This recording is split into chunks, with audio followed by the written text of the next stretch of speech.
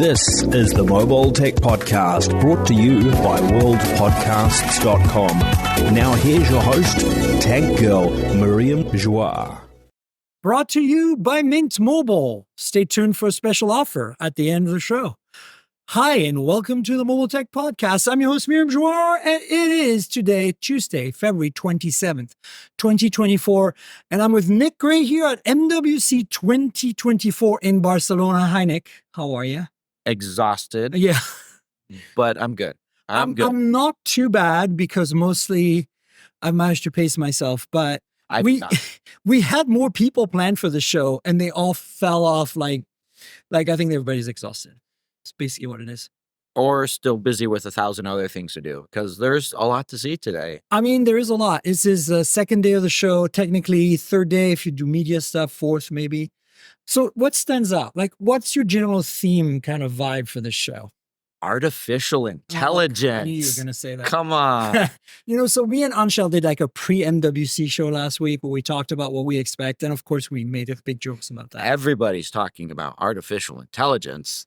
I think it's overhyped, though, because that's not the main selling point for the products that consumers are actually buying.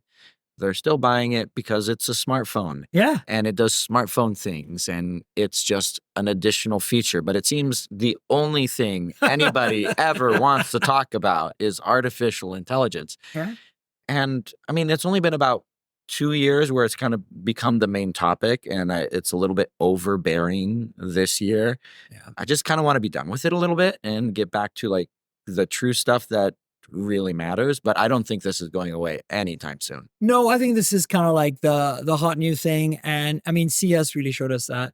But I was hoping that, because it's MWC and it's about business, like it really is about business. It's here, a business meeting, yeah. That it'd be more like a little bit more in the background. Like obviously there's a hype around it. It's not going to go away. Businesses are changing their business models to make money from this. It does make sense to some extent. There's money to be made. There are some good things about AI, but I wasn't quite expecting nearly as much here. I thought maybe the Europeans and the rest of the world will be a little bit more grounded in about stuff, but no.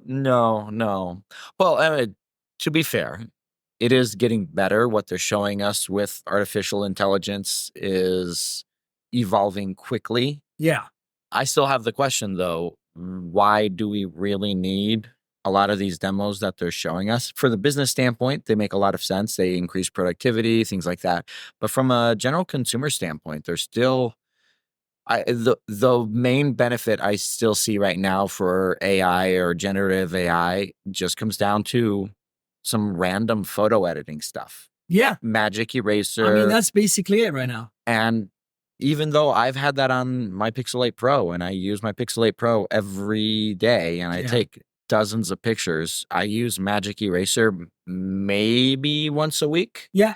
So for the amount of it's part of the conversation and what everyone's talking about it's still just a niche thing for your day-to-day life. Yeah. Even though it's really good, it's still just a niche thing. You're not editing photos and, removing someone from the foreground or the background or changing the background. That's not what most people do on a regular basis. I would agree. And I mean, until now, Magic Eraser wasn't really that AI-ish. Now it is with the new features from Pixel 8. Yep. In fact, and even Samsung with their new I don't even know why they have separate buttons for it. One needs a cloud connection. One needs to have your images uploaded to the photos, right? So I get that. But what I want to see, honestly, like if we're going to be narrowing down on this feature, which I think is actually a very helpful feature to have, I want Magic Eraser, that feature on device, to be an AI-based feature on device that is better than the non-AI version, which is kind of meh, right? Well, I think we'll get there. Like I'm sure you did that demo with MediaTek. Yeah. We are at the Qualcomm booth recording this right now. You can see the Qualcomm booth Thank you logo. to Qualcomm for letting us use their space. But we will talk about the competition as well. Of course, this is not sponsored. And it's one of those things where they were showing on-device generative image things on device as you are typing. So you start typing cat with green fur wearing sunglasses, and as you type each word, those things. The image is changing with with each letter as you were typing. you're not even finishing the word as it's predicting what you're going to say with how the words are transforming as you're typing each letter. They're showing that on device with I think that was the 9300 that they were showing it. It was, pre-production prototype it's like one unit. of those development units. Yeah. But they're showing that we can do this on device on the chipset without going through the cloud. I was having this conversation though. I just finished an interview with an executive at ARM and talking about AI, generative AI, and the split between the cloud and on device that we have right now. And he was saying, give it 2 years and everything that we are doing now that's sending to the cloud, all these photo editing things. We've seen the large language models. You can pretty much do all of those on device, even starting last year. Yeah. But the photo editing ones are the ones that are a lot more memory intensive. You need a large GPU really to feed through all that data. But within 2-ish years, he's predicting that all of that will be on device. You won't need a connection. And as we saw with these ones here, they're just not as refined as what a real photo is. So if you're editing a real photo and you want that real photo to look original rather than it's a fluffy green cat it's you can fanciful. Go to Photoshop and do that on your PC and Lightroom. Yes, correct. Yeah. And so I think we're going to get there. It's just how fast do we get there? And then how often are you actually using it? And if you're only using it once a week, is that the main conversation about the product that you're using? And so you're talking about how the average consumer doesn't really care about AI. They just see it as a tool, maybe that they can use. It's just a tool, yeah. So I did the test. Theo, my producer, not that excited about the AI stuff. So I showed them the video that we recorded with MediaTek yesterday.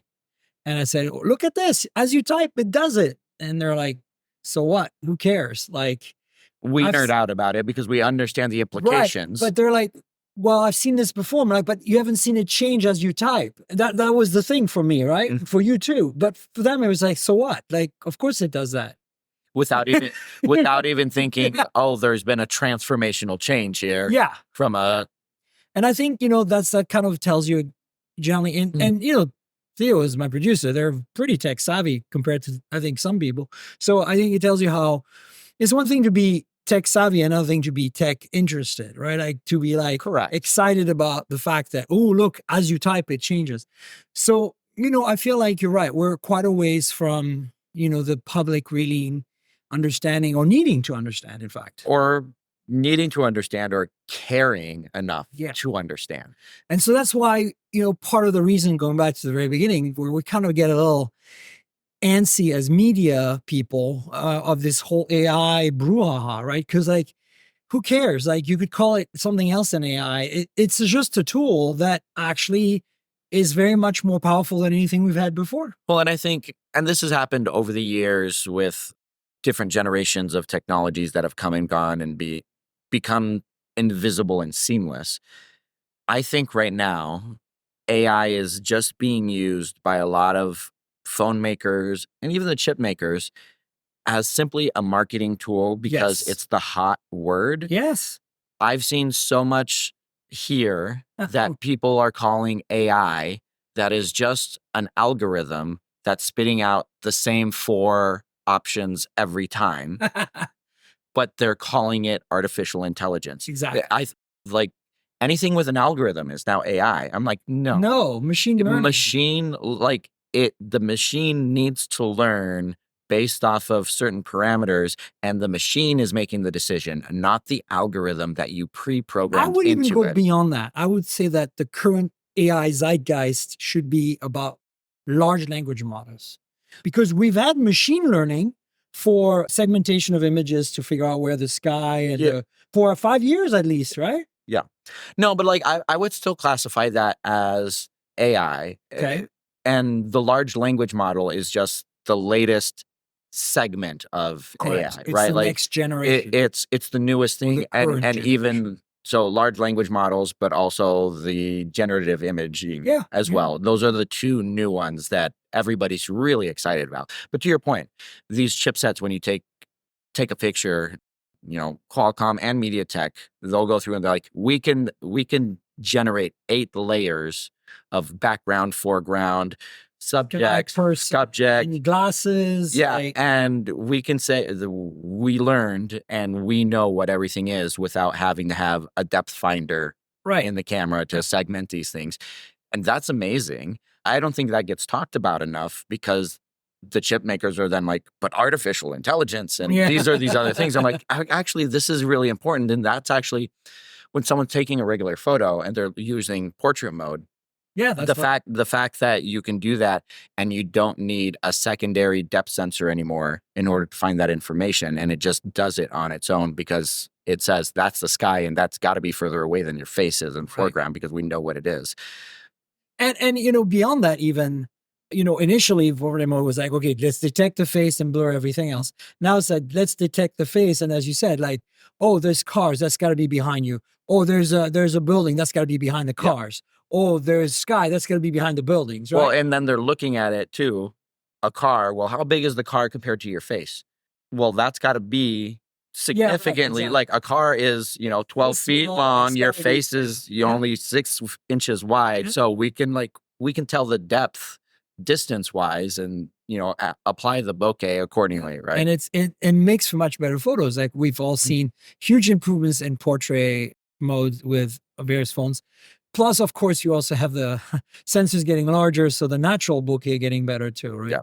But going back to MWC, I feel like, once you get past AI, there are a few things I saw that were pretty cool. There's some pretty cool hardware here. Yeah, and that's kind of why we come, because ultimately at the core let's be clear, I really don't want to talk about AI because they've done enough of it. So let's get to the hardware. We're done. Let's talk about hardware. So maybe we can do it chronologically and pick the things that stood out. My first meeting really was with OnePlus. So Genshin is a pretty well-known game franchise that some people really love. And I'm not that person. Like I think I appreciate it, but I don't play the game. But what surprised me, you and I have seen this because we follow Chinese phones. We've seen the Realme, branded phones with other games. We've seen Poco do it, right? We've seen, I don't know, a whole bunch. We've seen Batman phones. We've seen Superman phones. We've seen Coca-Cola phones. So we've seen all this. But what's really unique about this is not just that it's Genshin, is that it's OnePlus and they're selling it in the US for the first time. So they're making a OnePlus 12R that's been Genshin-ified. And what I loved about it is, unlike the other PR that we've always gotten, which is like, okay, here's your Genshin phone or whatever. It's got, custom glass in the back and a custom skin and icons, and comes in a custom box and has, a custom SIM ejector tool and a custom charger with the logo on it and the colors. And this is all beautiful, purple color. What's the character's name? I can't remember. Anyway, the point is, instead of just throwing it at us, they kind of went through a bit of an explainer of like, where did Genshin come from? How popular did it become? How fast how it's used exploded. Yeah. I thought that was really, really cool because it gave me real context about why this phone would matter to people. Mm-hmm. And if you look at it, it's the high-end model of the 12R, which regularly sells for $599, and they're selling it for $50 more, and you get all this extra stuff. So $649, and then you can get $100 back for throwing in any phone on fire, as usual, right? Yes. So for $549, you're getting this super awesome customized Genshin OnePlus 12R. And I mean, of course, you can buy the regular OnePlus 12R, the lower RAM and storage version, for $399 by throwing in a phone on fire. Yeah, my question that I didn't get answered was, it is a limited edition. How many is the other question? Because I did ask that. Like a lot of the limited edition ones are like, there's 1,000 of these, and they sell out in 2 seconds. It sounds like because it's being sold in the US, it's being sold in Europe as well. They're probably doing at maybe 50 or 100,000. The fact that they have such wide distribution, giving people a lot of options as far as, if you do want to pick one up. And as you said, you don't play Genshin Impact. I dabble in it. I test it. I wanted to test. I dabble in it, and my issue becomes, if I get too far into it, I get lost into it, and then it's like 5 hours. So I purposefully don't.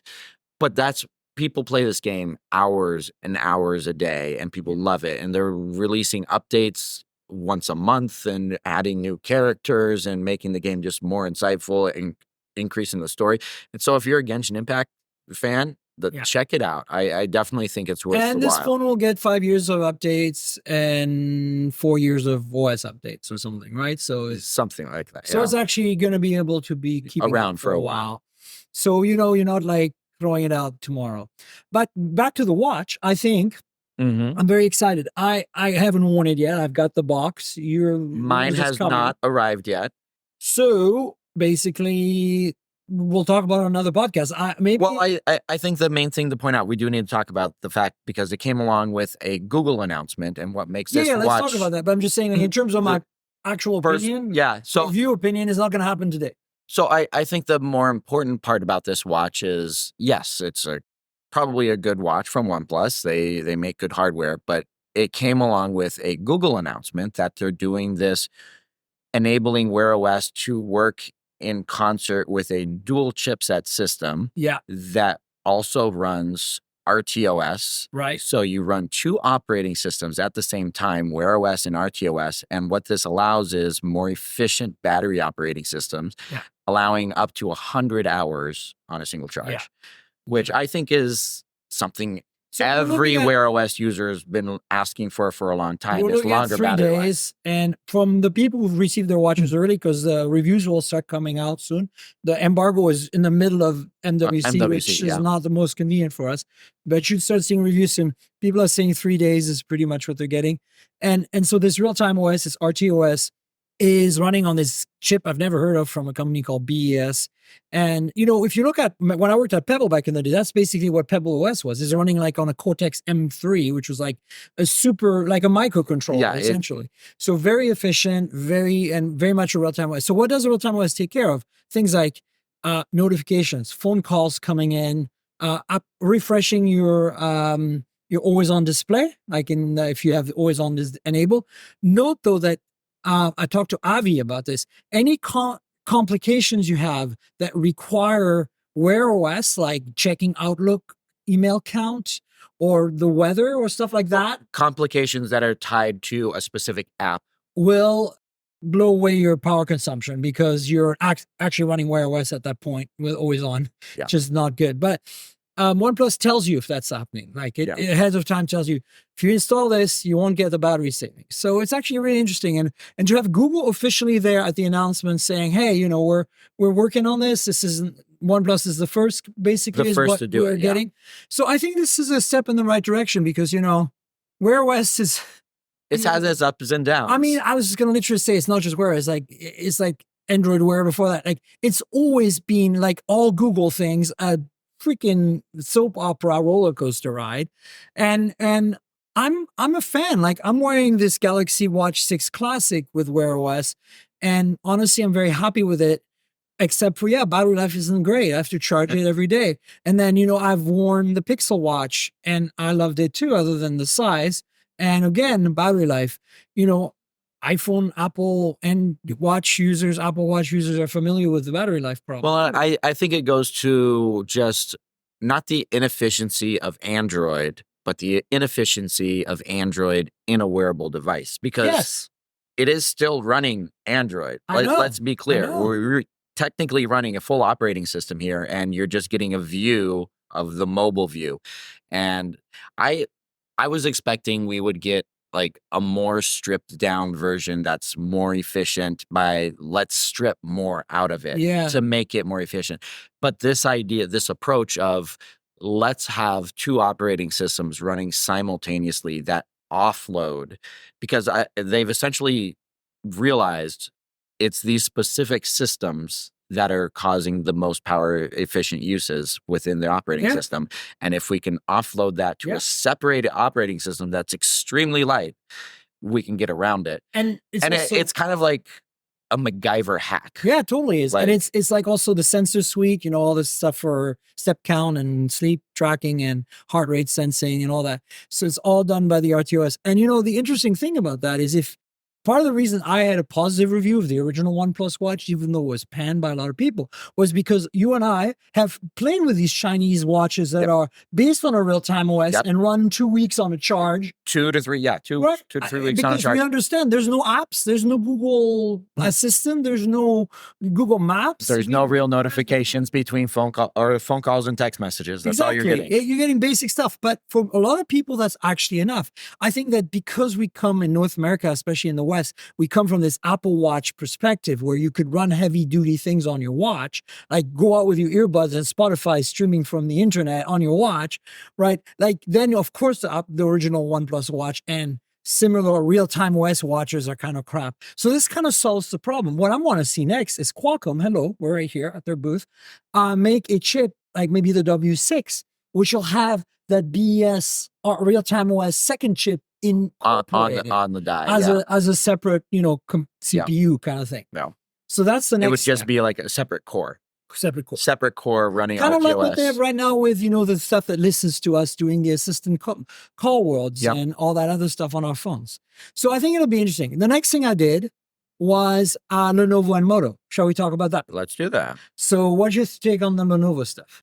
Lenovo, so they announced a couple new laptops, things like that, but the thing that everyone's been talking about is their transparent display laptop. Very cool. Which is incredibly cool, and I'm still trying to wrap my head around. Why would you have that? Why would I ever need this? And yet it is incredibly cool. So just picture any sci-fi movie you've seen where they're using a transparent display something and it's like a cool spaceship, or it's Iron Man where he has that transparent phone. He's in a helicopter and he's got that transparent phone. This is what we're talking about. It's a LCD display. It's LCD, right? Or it's some kind of new tech I've never heard of. I don't think it's OLED. It can't be OLED. I think it's transparent LCD, incredibly bright nits. It's still a prototype, so the brightness of the screen cannot be adjusted right now. So the brightness you see is the brightness you get. And I think it's edge lit too. It's edge and bottom lit. Oh, both? Okay. Yeah, it's edge Light and guides. And it's cool. Someone from the back can see what you're doing on the front, and they did a scenario of you can be an artist and you can go out into the field and you can line up your display with what you want to sketch out, and then you can sketch it out.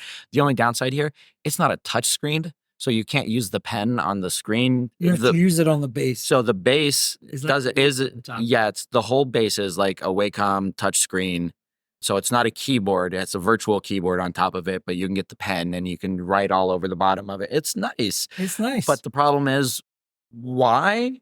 Maybe it's just a vision of the future and we're going to get some variation of this coming up down the line of where you can have, like LG was showing at CES, for their transparent TVs where you get a back that goes up the back, and then you can actually have a regular laptop as well. The other use they showed me, I don't know if you saw that demo, is there's a camera on the bottom edge of the laptop below the transparent display that's pointing out. Yes. And they're able to track objects in the real world with it. So they're able to do AR. So they had a bouquet of flowers behind the laptop. And then they had AI analyze the image from the camera and make a bee land on it. And you could move it around and the bee would land in the right spot. Yeah. So stuff like that. Maybe. Dan Rubino actually suggests something really clever. He says in retail, having the transparent display so that you can see them when you talk to them, the people at the hotel reception or at the store when they're ringing you in and stuff.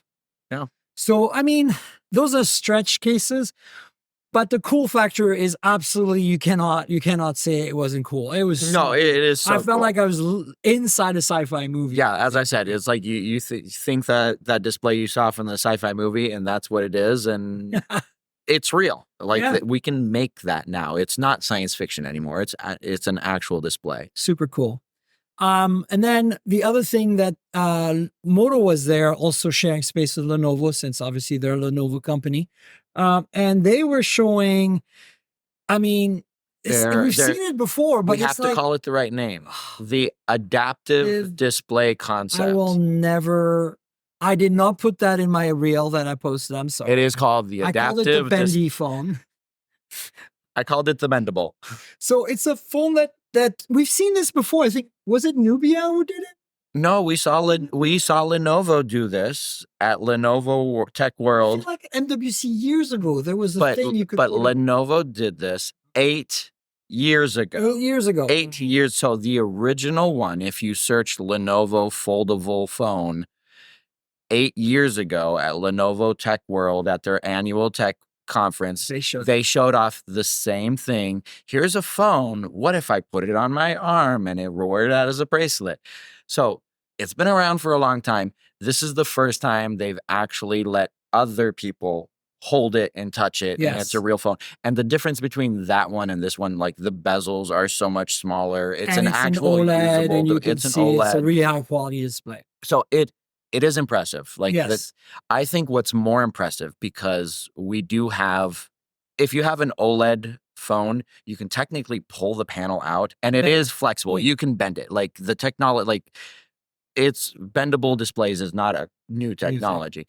I think what's more impressive is the internal hardware of this phone. Tiny segments. Everything is So segmented. just imagine they've cut up the battery 10 times on the inside. The motherboard is cut up 10 times. Yeah. And the way I want to take the phone apart and see, because I think that's the more interesting part to this, because we've been able to bend screens for so long. Yeah. The more interesting part is they've bent the components on the inside to make it fit with this, which is really cool. So you know those bendable mic stands and stuff?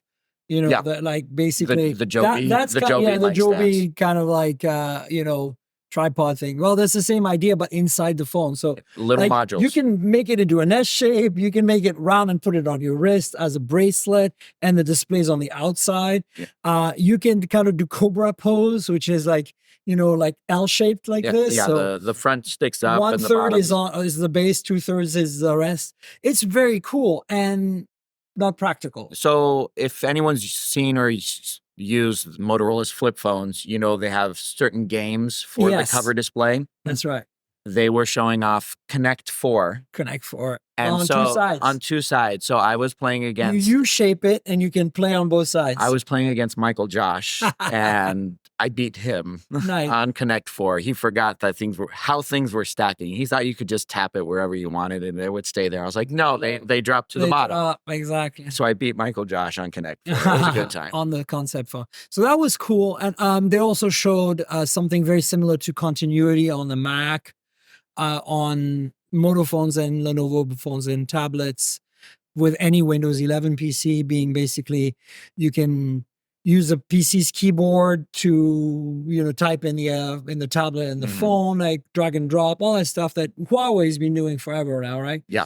But it's cool to see it from a company that we have a chance to potentially have that feature on our phones in the West. Well, and I think it's good. Like, I don't think it like potentially like Lenovo has this huge market within the corporate sector. For sure. And I think anybody who's walking around with a Lenovo laptop is going to find this. I can drag and drop things from my phone and have these extra windows and use an extra display.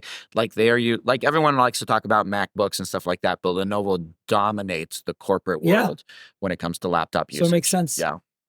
Then, of course, on this is press day. This is day 0, the day before the trade show floor open. We also got Honor launching their phones. We've got Xiaomi launching their phones, and we got HMD. So start with HMD because it's low-hanging fruit. Barbie phone. Did they announce anything? Barbie phone. But they talked about things that are coming sometime in the future. Yeah, so HMD is going to continue making Nokia phones. Yes. But it's not going to be their priority. The main Android phone kind of brand is going to be HMD branded, standing for Human Mobile Devices, which is a retro acronym. Yeah, that's it. They came up with it after the fact.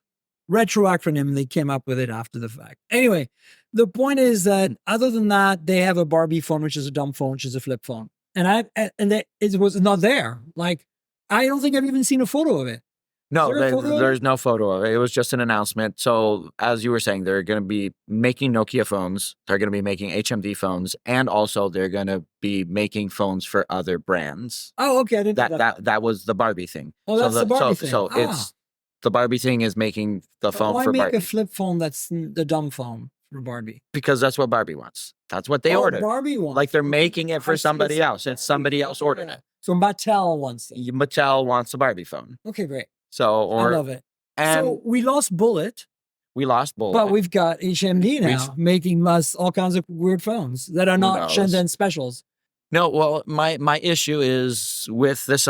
Great for them; they're trying to diversify their business. The HMD name for me means absolutely nothing. Correct. I think they have the issue that HTC had back in the day when they had to do a whole marketing campaign to say, what does HTC stands for? High tech computer. A hipster troll car wash. Right? HMD is going to be in that same exact position because someone's going to pick it up. Well, what is an HMD? And then we have to tell people what we are. Like TCL has a similar issue. Yeah. ZTE. But the problem is those brands have been around forever. Like, and it's people have owned those brands. They have a TCL TV. Like, they know what it is. And it's been decades versus this is a new acronym 100%. name that means absolutely nothing to no one. You know, the analogy in the car EV world is BYD, build your dreams. Yeah. Right? But nobody knows. Nobody knows. No, they're like, BYD, what? What? Yeah. And BYD actually, if you're in China, is a big EV brand. It's also sold in Europe now. But in the US, they make electric buses for most a lot of cities. Cities that have electric buses today, which is quite a few, actually. Anyway, then we had Honor. So you can talk about Honor because you're here with Honor. I am here with Honor. They sponsored our travel for MWC. Honor Magic6 Pro. Very nice phone. Snapdragon 8 Gen 3. 180 megapixel, 2.5, whatever it is. 2.5x periscope camera. Oof. But it is the largest sensor in a periscope camera that there is. So that's why it's only 2.5 because that's all they could. But also their main sensor is actually 28 millimeters. So if you do the math, it's really a 3x. It's 2.9 something if it was a 24 millimeter. But because of the size of the sensor, they couldn't put a 5x. No, I get it. Like the Z depth just isn't. The 180 doesn't make sense to me because there's no such a sensor. We were talking about that because there's no 180. I think it's a 200 and they're cropping because the Z depth of the lens, they couldn't make it work. Well, either they're cropping or they just cut it to fit it. Oh, they cut it, yeah. I'm figuring they actually physically cropped it to fit it in the phone. It could be that, or it could be when they made the optics, there was too much vignetting. The edges. With the periscope. Yeah, they were picking up the edges of the periscope. So they said, let's cut those out and then manufacture a sensor that's slightly smaller in size. Yeah. Interesting device. The cameras work fairly well. Honor is doing this big push about artificial intelligence being a layer within the phone's interaction. Mm-hmm. So you can drag text or drag an image to the edge of the phone, and then the phone contextually picks up what apps you want to use to do something with. So if you drag a text message that has an address in it, you don't need to select the address or find the cursors to get the address to open up to Google Maps. You just do the whole message, and Maps is an option because it reads that there's an address in there.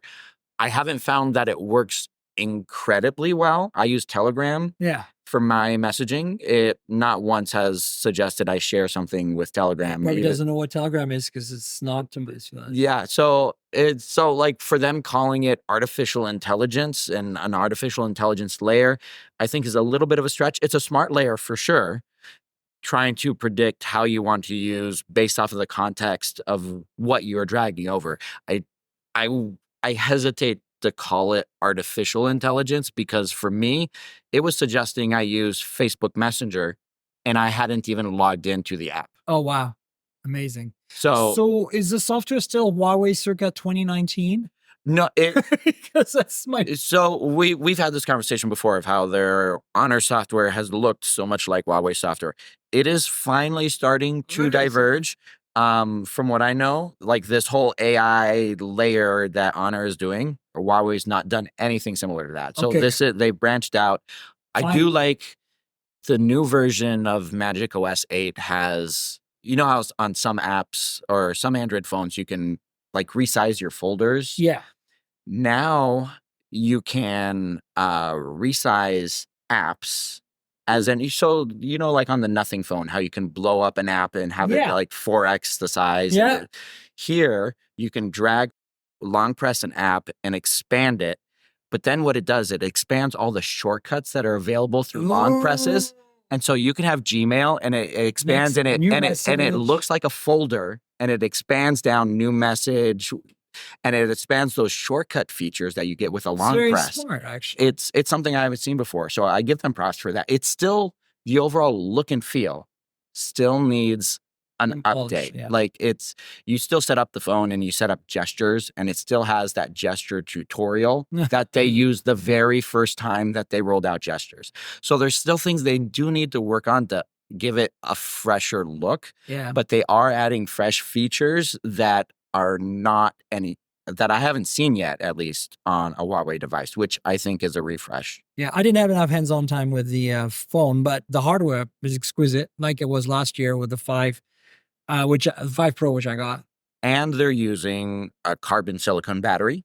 Yeah, 6,000 milliamp hour. And it's, I was wrong on that. It was 5,600. Okay, 5,600, but it's still Yeah, so they're so thin compared to it's incredibly thin. So it's heavy though. It's a pretty dense phone. It is heavy, but I think a lot of it has to do with the camera module on the back. Yeah, for sure. I'm not complaining about it. I'm just saying. But I like the idea of OEMs branching out with different battery chemistries because, covering EVs, there's so many different battery chemistries right now that are adding additional density to that we should have phones that have 7,000 milliamp hour batteries on the inside. It would be nice. Get some solid state batteries. Or we can do what Energizer, who is made by, what is that French company that Avenir Telecom.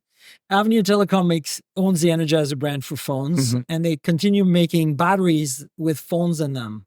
Oh yeah, like the 22,000 milliamp hour.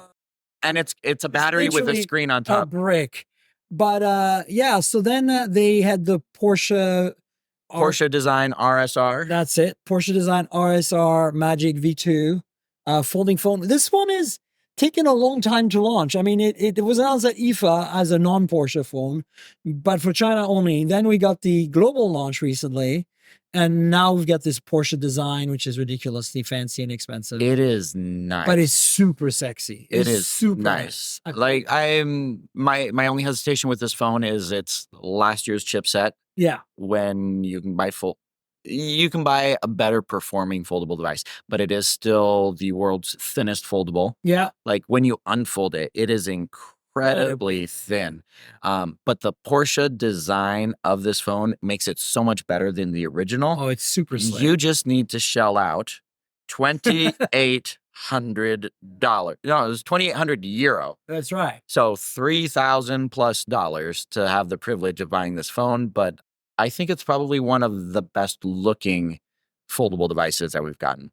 100%. 100%. All right, let's move on to Xiaomi. Xiaomi announced the 14 for global markets. It's been out for a while in China. 14 Pro, and 14 global. Or the Ultra. Yeah, the Pro is not out for you global market. Oh, they did not announce that one. Just 14 and 14 Ultra. And then the 14, I have one now, a beautiful emerald one, which nice green color. You have it here? I have my white one, yeah. Yeah, show that to the folks on Patreon real quick. There we go. It's a very pretty phone. And it's one thing you won't unsee. 6.2-inch display with very little bezel, so the chassis is really small.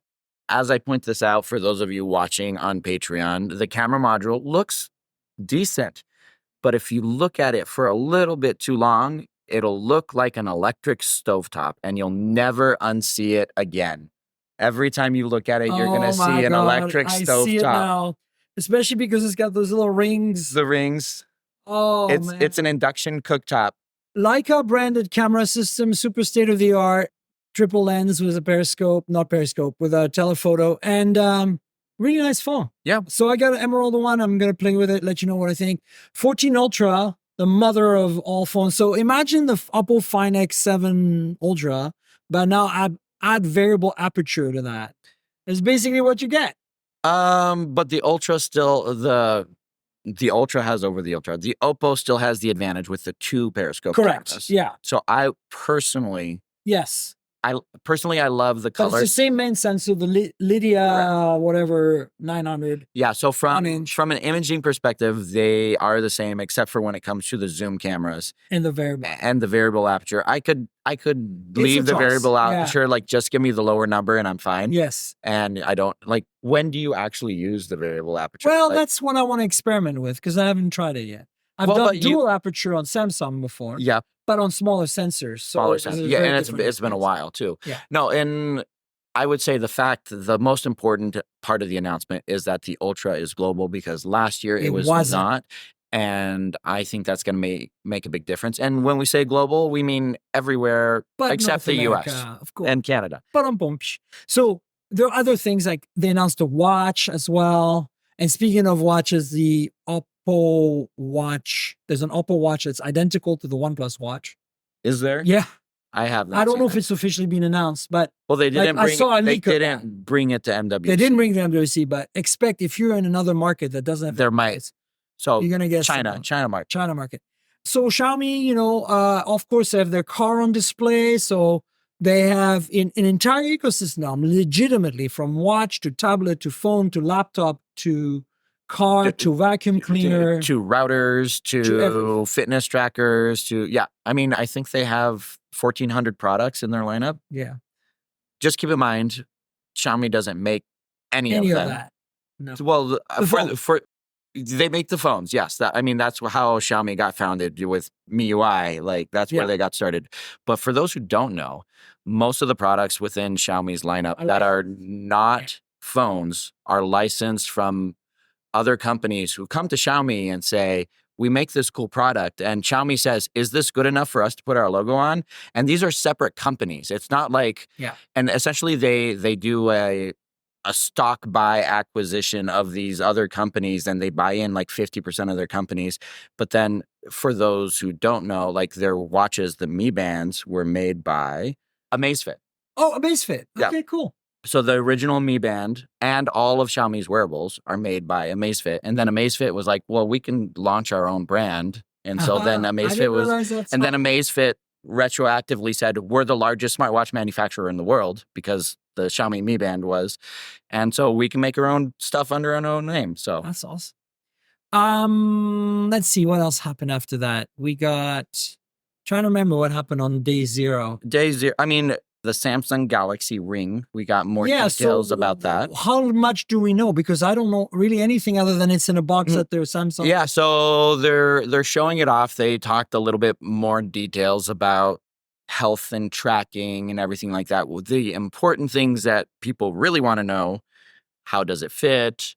What is the price? None of that is yet available because it is in a glass box and we can't touch it. But they're showing it off in, I think, 3 different colors at their booth. I think like 10 or 11 different sizes. Holy crap! So like whatever your ring size needs to be, they will have a size for you. That's impressive. But for me, it comes down to what is the price going to be, because it can't be. I think it can't be $300 because that's the price of the watch. But all their competitors are selling these rings for $300. So do you blow out the competition and sell it for $199 or $159, something like that? Based off of the hardware that's in there, it should be selling for $99, right? Like it's so small, the battery is so small, the components aren't that expensive. But it might work out that way because Samsung has economies of scale that other companies simply don't have. But I see most people buying this as an add-on. You buy the new Galaxy S24 Ultra, pay $99 to add it on, like with the watch. It's free even. Well, because like with the watch, earbuds. Yeah, the earbuds are $99 and they mark them down to free. But like the watch is $350, but they take $150 off if you buy a phone with it, right? So I think most people are going to buy it as that accessory to that other purchase. 100%. And even if they just do that and never buy the outright, they'll outsell all the other smart ring manufacturers in a year. I think this is an incredibly smart move for Samsung. I'm not a huge Samsung fan, but I think like kudos to them for doing this. Because look, I wear a watch when I sleep, and it's not the ideal device for sleeping. I like the bands from Huawei. It's uncomfortable. I used to wear the Huawei bands at night and the watch in the daytime. I like that a lot better. But I'd much rather wear a ring because the ring is not really about, completely getting rid of your smartwatch. It's about the basic health fitness tracking, like things like heart rate and steps. And then of course the sleep tracking. If you can get all that in a device, temperature monitoring. Yeah. So I think this is going to be a big move because you know what? I don't think Apple has anything like this. Not even in the works. I don't think, unless they surprise us in WWDC or something. I think that by giving it away essentially, or subsidizing it heavily, like you're suggesting, they're going to dominate the market very, very fast in the West. Yeah. Because people want rings. Trust me. Once you use a smart ring, it's hard to go back to not using one. Yeah, I haven't used one yet. I haven't either, but everyone keeps telling me that. And these are people I trust. Yeah. People like Michael Fisher, Joshua Vergara, those folks. So, I think it's going to be a big deal. What else happened on day one? I mean, there was a lot of other announcements for cheap. We were talking cheap foldables. Oh yeah, let's talk about that. Brands that you wouldn't think would have a foldable device because you think it's premium, but we have a ZT Nubia Flip 5G. Well, that's not too cheap or janky yet. No, but that's. Do we know what chipset is in this thing? I haven't very. That it was a Snapdragon 7 Gen 1. Oh, okay. Well, it's not too bad. It's a solid mid-range chipset from two. Razor minus. Yeah, I like to call it. So that one's a $599. Yeah. Flip phone, and there's a couple other ones that you saw. Yeah. There was a Blackview and a Doogee. Yeah. So Michael Fisher and I, Mr. Mobile and I went on a kind of like a quest. It was. So you're like, let's track down all the folding phones that are supposedly at these. These brands that are out of Shenzhen that are kind of known by people like us because they often pitch us. Like, in the hierarchy of brands, you got Samsung, Apple, Google, Moto up there. Then you kind of have like brands like TCL, Techno Infinix, I would say are pretty legit. They've Bullets, Bullet. Back in the day. Yeah, but Bullet never had market share. But like Techno Infinix. Legitimacy-wise. Oh, completely. Right. Well, I mean, just because they've been around and in Western markets. Right. And then you have Oukitel, Ulefone, Blackview, and Doogee, and those guys. And they primarily make these mid-range MediaTek-powered rugged phones, especially Doogee does, and they always have like either a gigantic battery or 105 dB speaker or like a thermal camera or some kind of weird thing. Yeah. And so they started making folding phones. At least that's the rumor we heard. So we went to Hall 7 where they somehow all happened to be, because in my head, they're all made by the same company somehow. They probably are. Right. And so we showed up, and sure enough, out of 4 booths, 2 had flip folding phones, legit flip folding phones running Helio G99 4G chipsets from MediaTek. And so for talking bottom of the barrel for folding. Yeah, for reference, that would be a $99 or $150 phone if it wasn't the folding phone. Yeah, so like up to say $250. Did they say what price points they would be for these folding devices? But Michael and I estimate like at the lowest maybe $400. Yeah, it was like $350 to $400 probably be at the bottom. I mean, look, granted, they were built as a high-end product in their portfolio. They all had metal frames, glass or maybe plastic backs, hard to tell. But they definitely glass fronts. They all had, the secondary display. They all had 2 cameras, and one of them looked like there was I think one of them had a 108 megapixel sensor on it. So like, they're not super janky, but we still went on a janky Chinese folding phone quest, and we came away with photos and videos, and we're very They are real. They're real. And to me, this commodification that we're seeing, as soon as you see those 4 brands or other Shenzhen-based kind of like ODM brands making these devices, you know that we've come to a point where anyone can go to Shenzhen and say, I want you to manufacture this phone for me. And it's a flip folding phone. And that's that if you're in the industry like we have been, as long as we've been, and come to MWC for as long as we have, that means that folding phones have arrived. Yeah. I mean, it's about time. We're on the 5th generation from Samsung, technically the 6th, because the first one was kind of a fail and redo. Yeah. It's one of those things where you always wonder what the cycle is going to be where it comes from a niche product to a mainstream product. And with foldables, apparently it's 5 years. Yeah. We have multiple options in the US. There's even more options in Europe. And if you're in China, you have unlimited options when it comes to foldables. Like every OEM's got a foldable device now. A few more items we should talk about before we wrap up. And again, keep in mind that I will have another show next week where we go into anything else that we missed, because we still have another day and somebody is going to surprise us, I'm sure, with something, or another day or two, actually, at the time we're recording. But Oppo last night launched a bunch of really cool things, specifically a pair of glasses that actually looks like glasses. It's not too bulky. It's not too weird. And they are Oppo AR glasses. AR glasses with proper displays in them. Yeah. And but they don't have cameras, which is weird. They cited privacy. No, I know, but I'm just saying, like, a bit strange. It was funny because we showed up a little bit before the event, and I was wearing my Meta glasses, and one of I forget his name, the doctor who did the main presentation. I forget his name. Yeah, she was great. No, the gentleman. Oh, guy. Okay. And I was chatting with him about my Meta glasses, and he was like, "Oh, it's got the camera though. That's a privacy concern." And so, like, I walked him through. Well, if you take a photo, it lights up a light. If you record a video, the light stays constant. If you try to block the light, the glasses yell at you, saying uncover the light.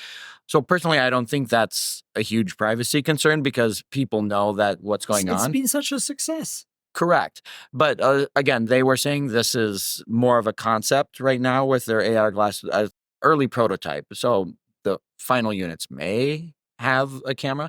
But I think this, to your point, they look like regular glasses. They were a little bit wide. Low wide. Like I've had photos with them on, and I'm like, they look a bit big for on small faces. I think that was mainly a design choice. I don't think it was a technology issue for it being wide, because the screen inside was small. Pretty small, yeah.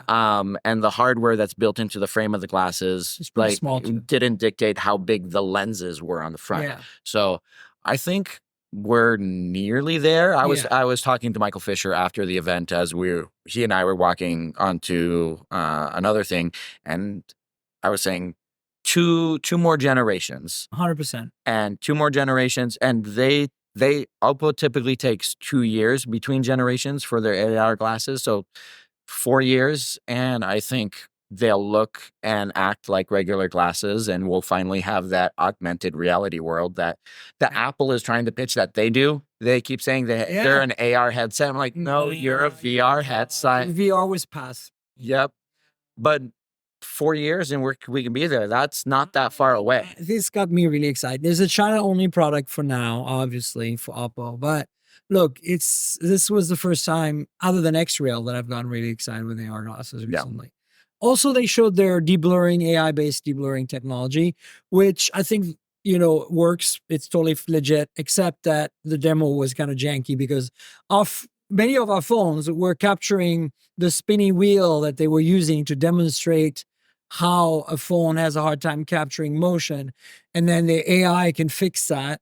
Most of our phones, like my Pixel, captured it perfectly. So you took a picture with your Pixel and you showed it to me, and I walked over with my Pixel 8 Pro and I was like, bleep.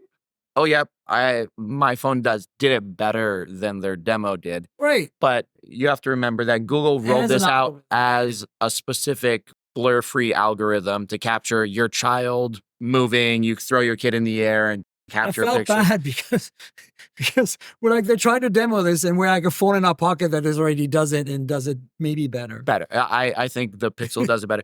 But to be fair to them, a lot of the Chinese manufacturers do have issues with shutter lag and exposure time. They tend to go for long exposure. And for comparison, Honor with their phones, the last 2 years with the Honor Magic 5 Pro and the 6 Pro, they've improved it this year. They have a special, they're calling it a sportography mode, where it essentially captures 1/1000th of a second. This sportography's got to die. It's got to die. But so they have a special mode, and you actually set it, and it recognizes sports actions. Yeah. And so like if you're jumping, if there's someone playing basketball or someone dancing and they're doing moves, it captures multiple image, like it captures like a couple hundred images. And then it pulls out what it thinks the algorithm is the best pose for that image. Yeah. It does some, body language analysis of, this is what a pretty picture looks like, with the human body. But it's capturing like 1/1000th of a second, and they don't have any issues with blurry shots in that mode. But Oppo is also OnePlus. Yeah. And we've seen OnePlus have issues with motion. Like we were with the OnePlus Open launch, and we were on a boat taking pictures of the New York skyline, and just the slight movement of the boat, everyone's pictures were blurry. Yeah. They fixed that though. And then also now they have a sport button at the top. Yeah. Yeah. But look, the reality is we're not done with MWC. There's a few more things. Nothing is here, but they haven't really announced the new phone yet. There's been they've been teasing it forever. The two. We should know tonight we're going to a nothing party. Okay, so right? Is it a party, or are they going to actually show the thing?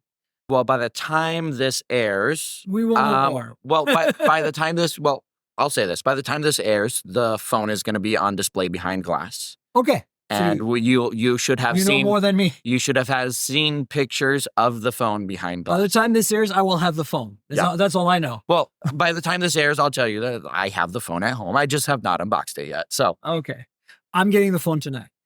Perfect. Because they couldn't ship it to me. So my OnePlus watch, I got it here. So I think the full embargo is like March 5th. That's right. So yeah. So stay tuned for that, folks.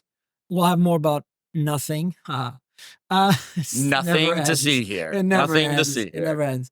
Anything else before we wrap up? Can you think of anything that stood out for you that was like, oh, wow? Not specifically about devices, but you and I being here the last couple of years, we've seen this evolution of MWC coming back from extinction that was with COVID. And the first year we were back, it was dead. Last year was significantly better. This feels like we are back full force 100%. The crowds here are huge, massive. I'm like, I want to go back to last year because I can walk around a little bit better.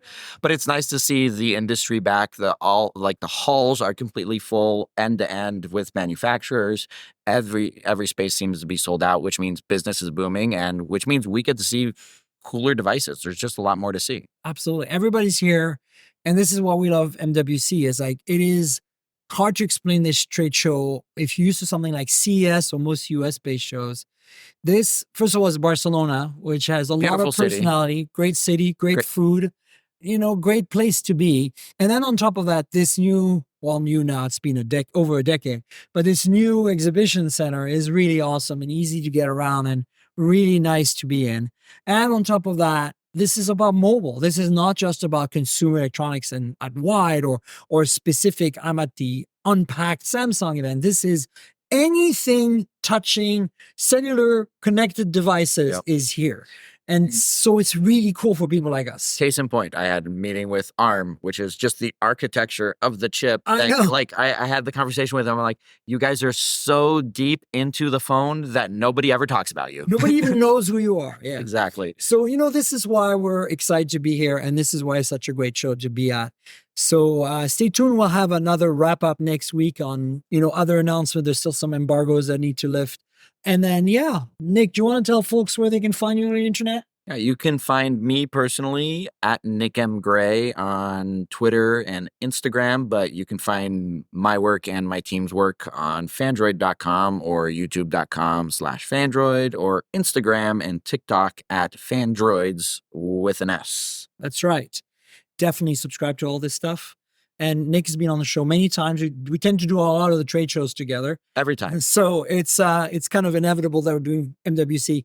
You know where to find me. I'm Tanker on all the social, TNKGRL, like the comic book character, just drop all the vowels. So, that's Twitter, Threads, Blue Sky, Instagram, and pretty much everywhere. So, find me there, add me, and the podcast is at mobiletechpodcast.com on all the platforms. If your app lets you rate or review the show, please do that. Tell your friends about the podcast, have them subscribe.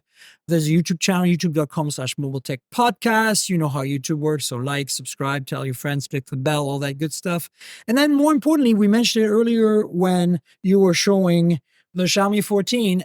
when you were showing that, we mentioned Patreon, patreon.com/tankgirl, patreon.com/TNKGRL. There's a video version of this podcast you can watch every week, a little bit ahead of the audio version that's free. So if you want to help me out, subscribe to the Patreon, pay the monthly thing, and you'll get the video version and you get to see it a little bit before everyone else. So I hope you can help me out.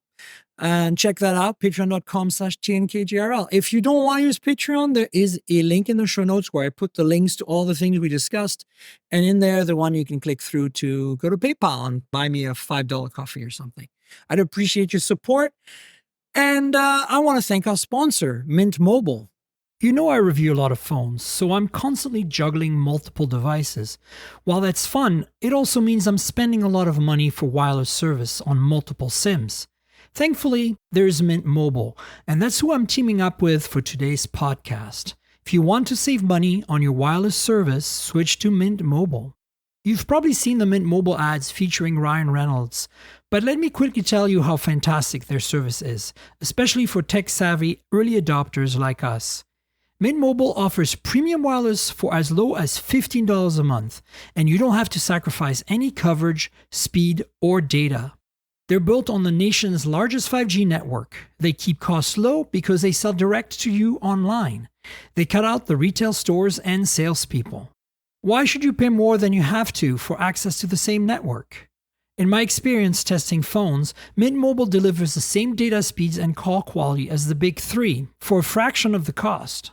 Switching to Mint is super easy. Thanks to their eSIMs, you can sign up and activate immediately right on your phone from the comfort of your home. No more standing around waiting in line at a big wireless store. You can keep your current devices and phone number and easily switch services. And if your phone isn't eSIM compatible, Mint will ship you a new SIM card free of charge. The whole process only takes 15 minutes, and if you get stuck, Mint has a great customer service team to get you through it. All Mint Mobile plans include unlimited nationwide talk and text, plus lightning-fast 5G and free mobile hotspot. Mint will show you how much data you use each month and recommend plans that save you money. Mint also offers a modern family plan that lets you set up a super affordable family plan with as little as 2 lines.